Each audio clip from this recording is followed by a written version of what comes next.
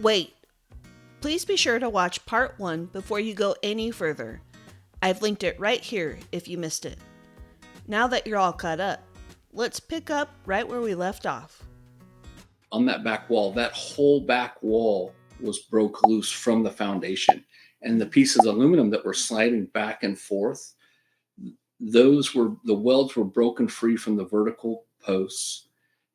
We believe that the screws were also put in so near the weld itself that it broke loose. So there's not really a repair that you can do. I mean, we could go in there and he's got a rear dinette. We could go in there, we could put brackets in, and we could add, some kind of a welding, get in there and cut stuff out and weld stuff, but it's never going to be like it should have been from the beginning. And then as a repair shop, how am I supposed to guarantee that if it goes down the road, how am I supposed to guarantee hey, it's going to break free again, or break free or break free in another area?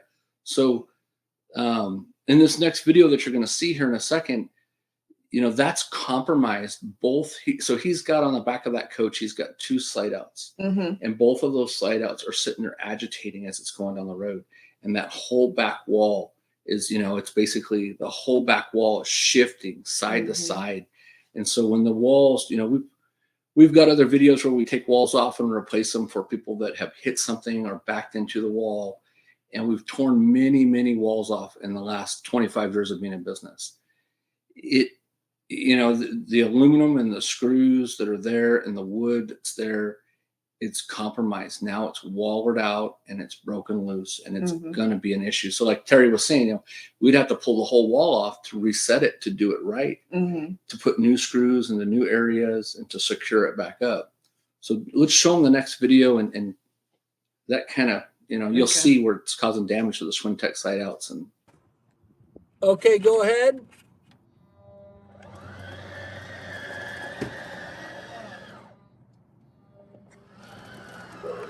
Yeah.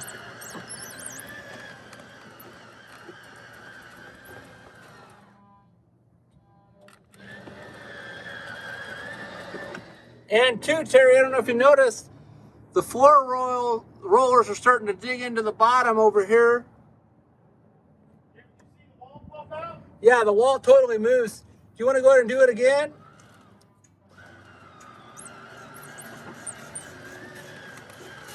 It's skipping on the T too on the slide out.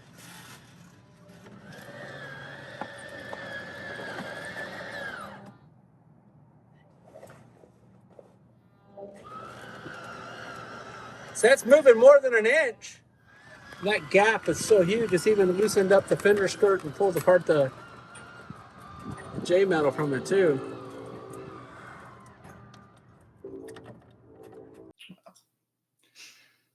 Man, so that area is a piece of wall that's in between 2 slide outs. So that's a piece of wall, and there's a slide out on both sides of it, retracting in and out.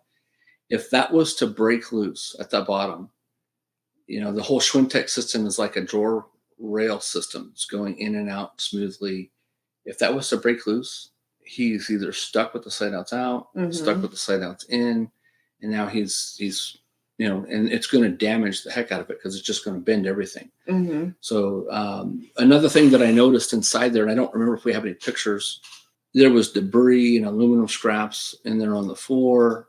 So in this picture, we're looking at the bottom of the floor, and we're looking at where the SwinTech wiring goes through the floor, and you can see all the pieces of aluminum and stuff on the floor. You can see on your right-hand side lower that the batten moldings broke loose. You can see in the middle of the screen where that batten molding at the bottom, that's broke loose.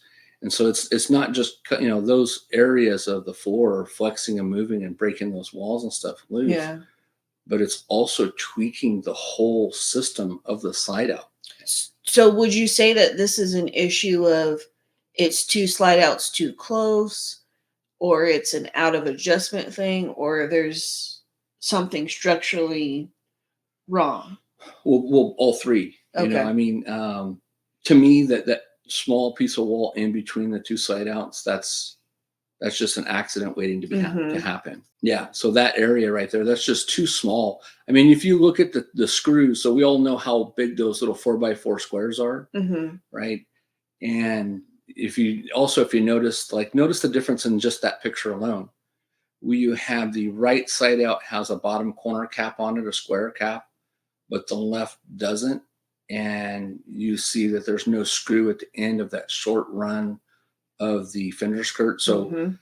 the to our right, we're looking at toward the forward of the coach, and the left is obviously the rear of the coach. Now both of those slide outs are right above the axles, and they're both right above the center of the forward axle. So all the, you know, bumping and jumping and teeter-tottering effect that axle and jarring is going through, that's shaking both of those slide out systems right there in that area. So to me, that's a wear point. Could cause, even if we didn't have the wall damaged, Yeah. I feel like, hey, put them in a different area right there where it's not going to sustain all that shaking and vibration. Yeah. And then here's a picture of, all It's the a lot of aluminum debris. shavings and Mhm. stuff. And this is coming off of that, the slide out, as well as shavings in the coach. Customer said that he has cleaned that area before and found just as much shavings like that in that area. So Mm. then again, you got the back molding at the bottom on the right hand that's coming loose. Mhm. Here's where I noticed that the refrigerator itself. So again, we're talking about shaking and flexing and movement in the coach. Mhm. And his particular suspension was just a stock suspension, thin shackle links, the Sierra 3000, and that refrigerator, that the silver side, which is again on your right, you can see the little black strip, where you can see the raw wood in the center. Yeah. That's where that refrigerator is bouncing around in the box as it's going down the road. And for something that sat on a dealership lot for what, 8 to 10 months? I think it was That's longer than that. that's a lot of He, damage. he said he had like 7,500 miles on it. So now I'm also concerned, that the refrigerator, the wood's broken loose, those screws are compromised. It could become an issue where the refrigerator could come out and travel as well. Mhm. I think there's another picture of the fridge. Yeah, you can see where it's, this is the top corner where it's rubbing and it's shifted. Now, this picture is underneath the forward slide out in that area. It's actually the bunk room. Mhm. And underneath, you can see where the aluminum skirting is all, bowed inward. And I don't know if that's just because they just didn't install that correctly, or if that's from that room flexing all that sheet metal and J skirting at the bottom. Yeah. There's a close up Oh, of it so yeah. you can see the gap. So, Mm. screws that were backing out on the fender skirts, they were backing out on the J metal. Now, this picture, what concerns me is right where that screw was installed, that's sticking up, they screwed that right next to the weld. So when they sucked that screw down tight, it had to have compromised that weld. And that behind the screw is part of the aluminum weld. And then when we're looking at these pictures, you see where the wood is cut nice and smooth. And then this piece of aluminum that's on the top of that has been welded on the back side. Mhm. Go ahead and go one more picture. So again, the wood's cut smooth. You can see that there was some kind of damage on the floor under the linoleum where it's been rubbing back and forth. You can see the marks on the wall where the wall was shifting side to side in there.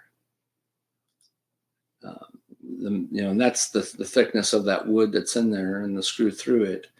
But it's also had split it loose where it was forcing the wall away from the coach where it cracked the aluminum. And there's again another view. So on the bottom of that piece, when I'm holding it in my hand, you can see the rub marks on the bottom of that aluminum. And you can also see where they've cut that aluminum flat on both sides. So I'm assuming when I go back to saying, hey, I feel like this was damaged during production. Yeah. If it was bent, why would there be a piece that's cut perfectly straight, put back in that whole wood and aluminum? Yeah. Same thing, rubbing marks on it.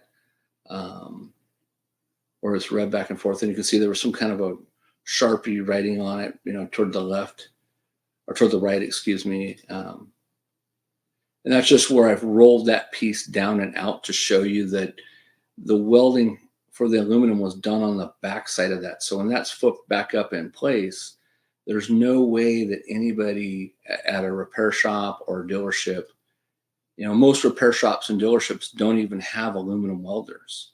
There's not really a reason for them. We're mostly welding on steel. Mm-hmm. So that was done at the factory. And then again, this is of the door side. You can see where the metal from the top of the wall was rubbing against the bottom.